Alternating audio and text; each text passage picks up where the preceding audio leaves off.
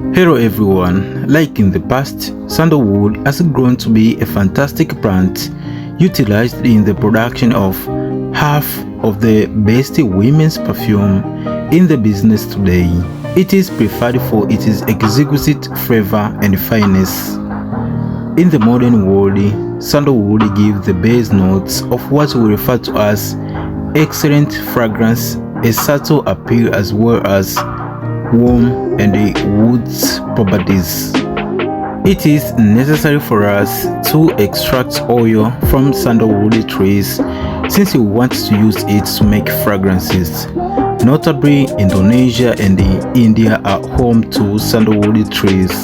Sandalwood is one of the most costly trees on the planet because of its high demand in perfumery.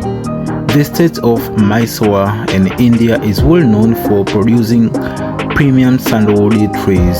To guarantee that there is no loss during the process, the Indian government strictly monitors and controls the harvesting and processing of sandalwood trees. For almost 1,000 years, sandalwood has been the primary source of fragrance in India. Sandalwood needs up to 30 years to reach maturity and yield the oil that is truly necessary for fragrance.